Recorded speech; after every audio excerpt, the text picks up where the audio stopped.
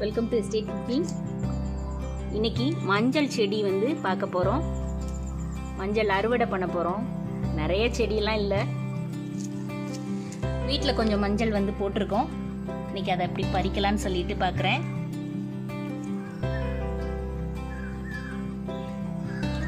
இது வந்து மஞ்சள் செடி. இது வந்து சின்ன செடி பாருங்க.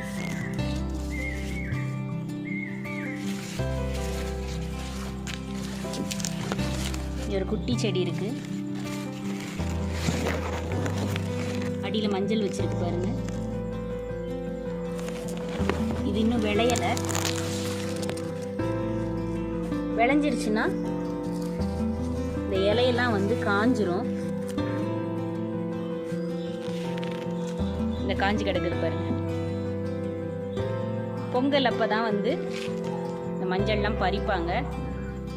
அது வந்து சீசன், ஜனவரியில் தான் இது பறிக்கிற சீசன். கேரளாவில் நிறைய வீட்டில் மஞ்சள் செடி போட்டிருப்பாங்க. வீட்டு அவசியத்துக்கு இது போதும். இது வந்து இஞ்சி, அதோட இலை வந்து கொஞ்சம் சின்னதாக இருக்கும். இப்போ இதை தோண்டுவோம், எவ்வளோ மஞ்சள் கிடைக்குதுன்னு சொல்லிட்டு பார்க்கலாம். இந்த தூரில் பாருங்கள், இந்த மஞ்சள் வந்து நீட்டிகிட்டு இருக்கும். இந்த மஞ்சள் நல்லா தெரியுது பாருங்க. மஞ்சள் அப்புறம் மஞ்சளா இருக்கு. வெட்டம் உடச்சிடாதீங்க.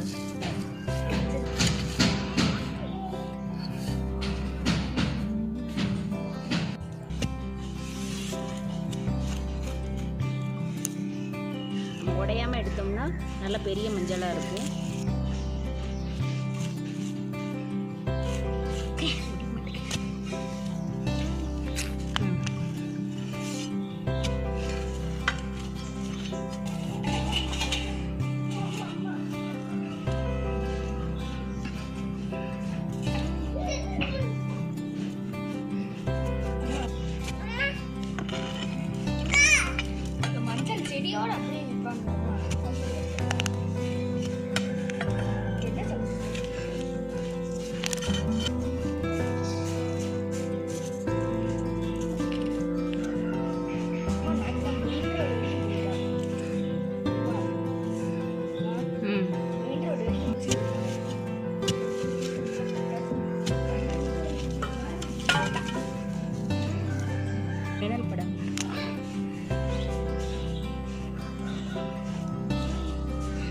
இந்த தடவை நிறைய விளைஞ்சிருக்கு, இன்னும் இருக்கு பாருங்க அடியில்.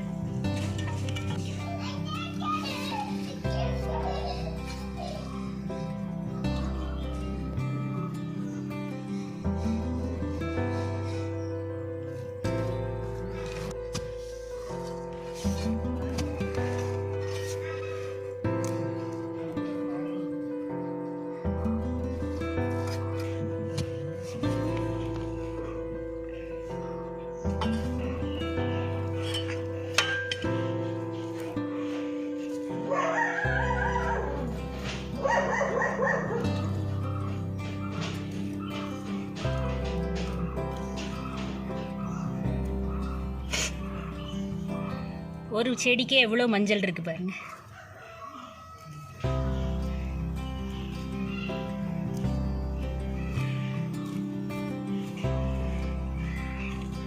இதுல சின்ன சின்ன பீஸ் வந்து உள்ள கிடந்தாலும் அது அடுத்த தடவைக்கு முளைச்சிரும்.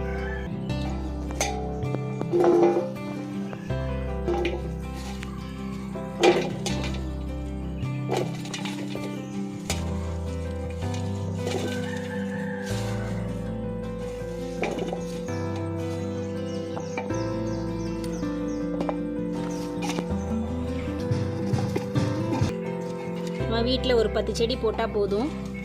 இது மாதிரி உள்ள சின்ன சின்ன பீஸ் வந்து கீழே விழுந்தாலும் அது முளைச்சிக்கிறோம்.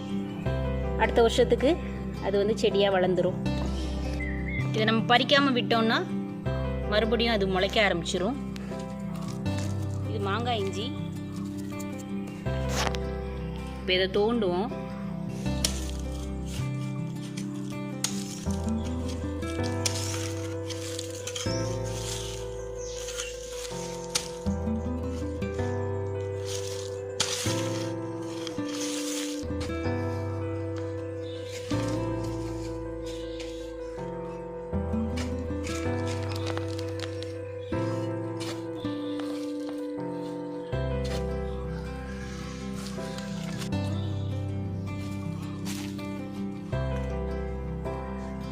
இது வந்து மாங்காய் இஞ்சி நல்லா விளைஞ்சிருக்கு பாருங்க. இது வந்து ரொம்ப நம்ம ஆர்டினரி இஞ்சி மாதிரி ரொம்ப உரப்பு இருக்காது. மாங்காயோட ஸ்மெல்லும் இருக்கும், அந்த டேஸ்ட்டும் இருக்கும், இஞ்சியோட டேஸ்ட்டும் இருக்கும். அதனால் இதை வந்து மாங்காய் இஞ்சிம்பாங்க.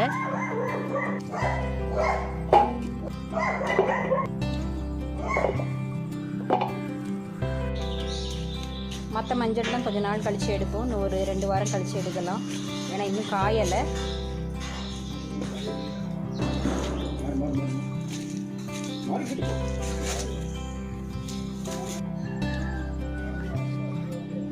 இது மஞ்சள், இது வந்து மாங்காய் இஞ்சி. மஞ்சள் ஒரு செடியில் எவ்வளோ இருக்குது பாருங்கள். மாங்காய் இஞ்சியும் அதே மாதிரி ஒரு செடியில் இவ்வளோ கிடச்சிருக்கு. ரெண்டுமே வந்து நம்ம ஊறுகாய் போடலாம். மஞ்சள் நல்ல மஞ்சளாக இருக்கும். இஞ்சி வந்து உங்களுக்கு கொஞ்சம் வெள்ளையாக இருக்கும்.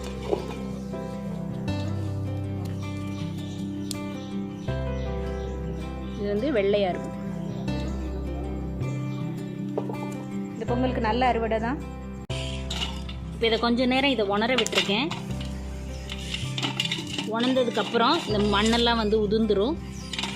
அதுக்கப்புறமா இதை தனித்தனியாக பிரிச்சுட்டு நல்லா தண்ணியில் போட்டு அலசி காய வச்சுட்டு நம்ம வந்து லேசாக வந்து சாக்கில் வச்சு உரசினோம்னா அந்த தோலெல்லாம் போயிடும். அதுக்கப்புறம் நம்ம பொடி பண்ணிக்கிறலாம். சிலர் வந்து இதை அவிச்சிட்டு காய போடுவாங்க. அப்படியும் காய போட்டு அதுக்கப்புறமா வந்து அந்த தோலை வந்து லேசாக சாக்கில் போட்டு தட்டினோம்னா போயிடும். அதுக்கப்புறம் பொடி பண்ணிக்கலாம். இந்த மண்ணெல்லாம் உதிர்ந்துருச்சு பாருங்கள். இது வந்து இந்த தூர்கிழங்கு நம்ம முகத்துக்கு போடுறதுக்கு கூட யூஸ் பண்ணிக்கலாம். இஞ்சியும் அதே மாதிரி பிரித்து லேசாக வெயிலில் உணர்த்தி எடுத்து வச்சுக்கோங்க.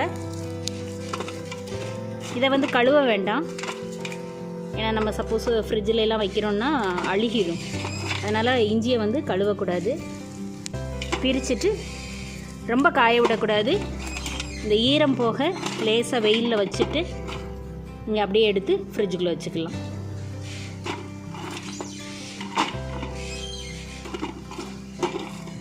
இந்த இஞ்சியில் மண்ணெல்லாம் எடுத்து உணர வச்சுருக்கேன்.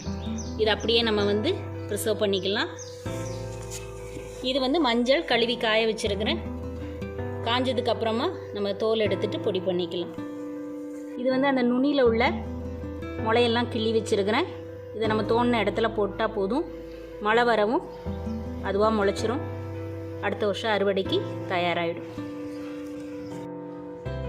இந்த வீடியோ பிடிச்சிருந்தா லைக் பண்ணுங்கள், ஷேர் பண்ணுங்கள், மறக்காமல் சப்ஸ்கிரைப் பண்ணுங்கள்.